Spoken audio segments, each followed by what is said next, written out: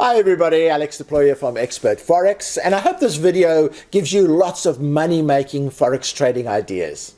In this video, I'm going to give you some ideas on what to do if your Forex robot or expert advisor is not producing the results that you would really like it to produce. So on one of my live accounts, I have a robot that is not doing too badly. It's not really running at a loss or anything, but it isn't performing as well as I would like it to perform. As you can see, it has a really nice win rate. 80% of trades are successful, but the problem with this robot is that my winners are producing only $141 and my losers are producing $350, and that is why I'm not making super profits.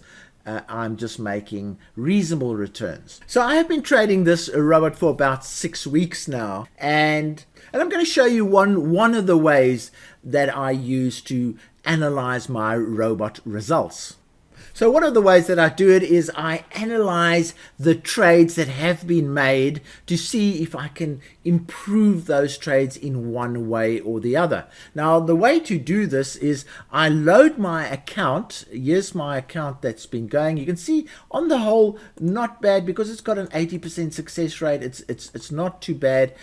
So one of the first things to do is to sort the account in currency order. So I do that, I click on symbol and it sorts it in currency order, and I'm going to the top, and I'm going to start with the yen, in fact, and there is the yen at the top there.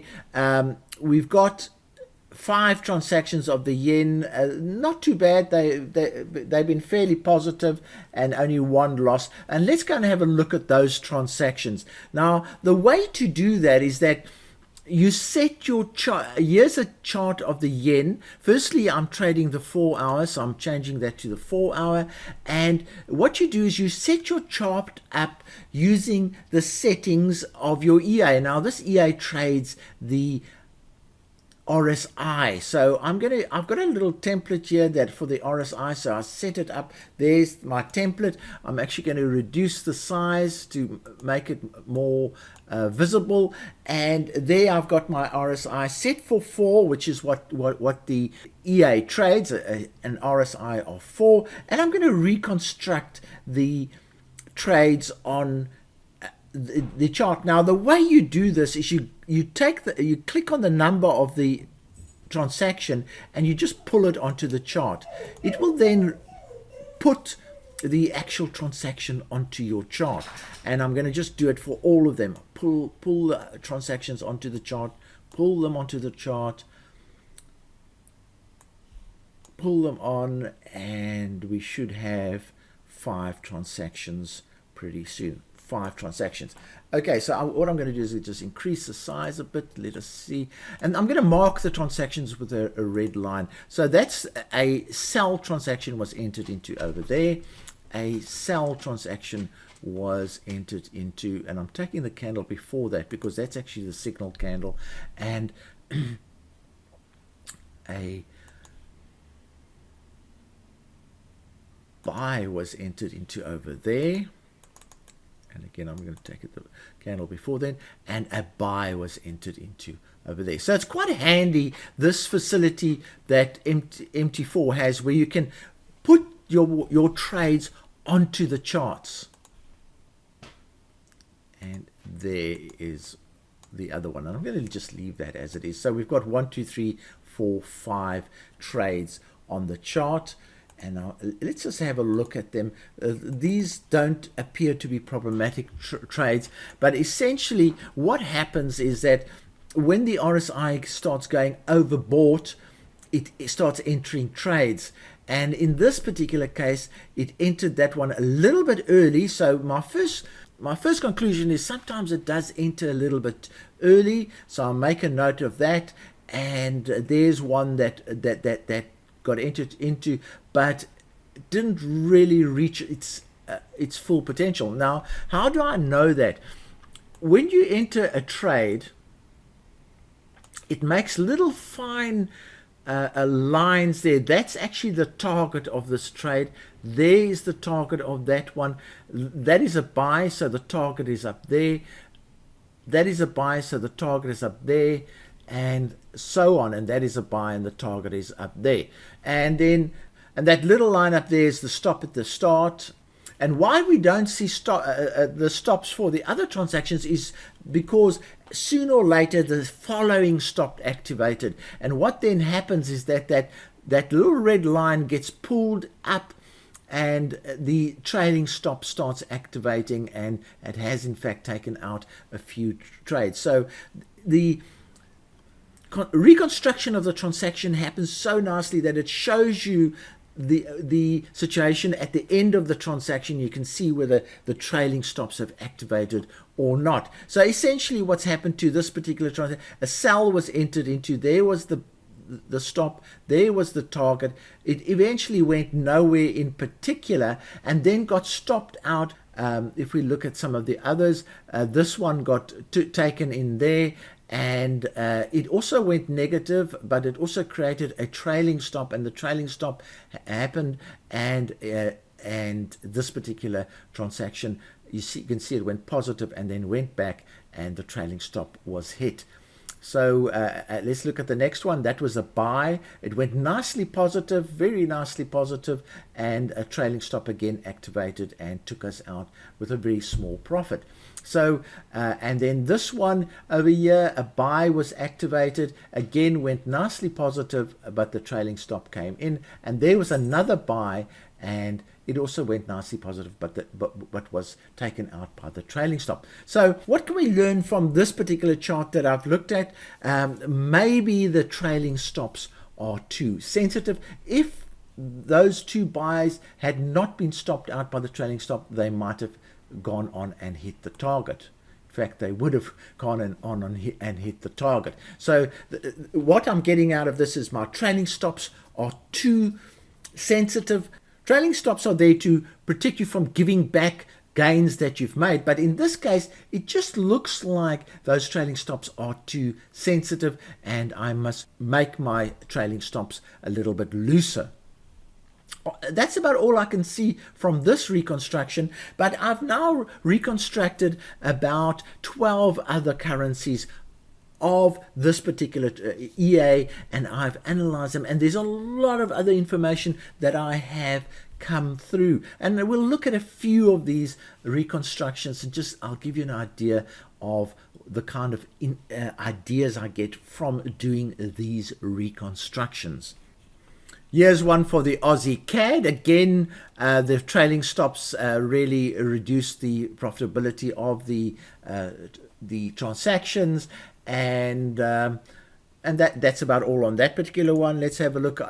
Now, here's one where the EA allowed too many transactions in the same direction to be open at the same time. So yeah, I had a buy active, a buy active, and a buy. I had 3 buys active, and they eventually all both went negative. You can see huge negatives amount, and that's what's causing these huge negative amounts, average negative amounts that I'm having. So here's a cause, and I'm going to change this. I'm not going to allow 3 active transactions in the same direction. I'm only going to allow 1. So that already would have reduced some of these losses. That it would have eliminated a lot, but it would have at least eliminated 2 of these losses if I had that rule in place. So here's another idea that I got from analyzing these particular back trading these particular currencies. Here's one again. You can see the effect of having having a lot of open deals in the same direction. This one was positive, but not too happy about that. I would rather have one. It just doesn't look too good. And here's a really good example of not having too many deals open in the same direction. Here's 1, 2, 3 sells there because the RSI was overbought. That's okay, and they all went negative. There we go. 1, 2, 3 negative trades. Now again, I could have eliminated already. I could have most probably eliminated almost $2,000 worth of negative transactions out of this deal. So we've already got ideas for trailing stops. We've got ideas for eliminating duplicate transactions in the same direction. Also, something that I need to really look at is are my stops too big? Maybe I want to get stopped out a lot earlier, because that way your average loss becomes smaller and smaller and smaller. On the whole, you don't need a stop as big as the one that I'm using. So I'm going to be reducing the stop sizes that I have. I'm going to be reducing the following stop sensitivity that I've got, and I'm going to no longer have a setting where I can have 3 open trades in the same direction. I only want 1 open. All right, so we can just flip through here. I think let's go to the next one, see if we can see again here 1, 2 trades that went negative. I could have eliminated, and there's another one that I could have eliminated those trades and saved myself a lot of money. This one went nicely, and this was quite a nice one. Positive trade, positive trade, positive trade. But again, look at the following stop was too sensitive, and it actually went and hit the target, but the following stop was too sensitive. That one had hit the target full on. So so on the whole, I think our conclusions are coming out pretty well. Again, here, this one big negative trade there, and I've had 1, 2, 3 transactions in the same direction. And there are also other refinements that I can make, which I will be making. There's a full-on cash in, so that's all good. And all you do is you do the same thing with your transactions. And there's again a duplication of a sell, not too successful. There was a nice buy, but again the trailing stop knocked it out a bit there.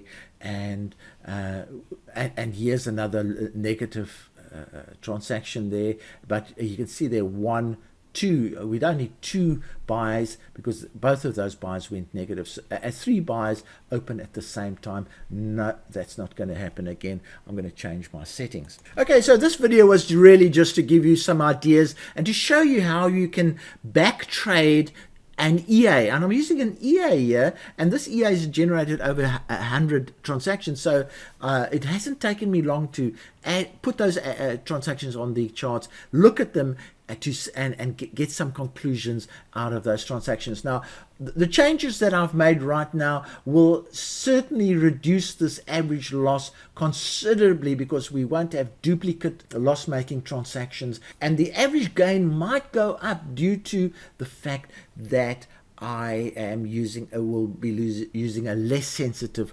trailing stop. In fact, one of the other considerations that I might have is to have bigger targets, and I'll have a look at the charts to see if that is feasible. But if you've got a nice high success rate like this, you can then manage those kind of things in a very constructive way. But I sincerely suggest that if you do have an EA that's giving you problems, that even isn't giving you positive results, do what I've just done. Put those trades on the chart, see what's going on, and see if you can do something to improve your results. You might even find that it would be better to reverse the direction of your trading, and that certainly will come out if you put all your transactions on charts as I have done now. Thanks for watching this video. If you've liked it, please give it a like. If you haven't subscribed yet, subscribe and click the bell.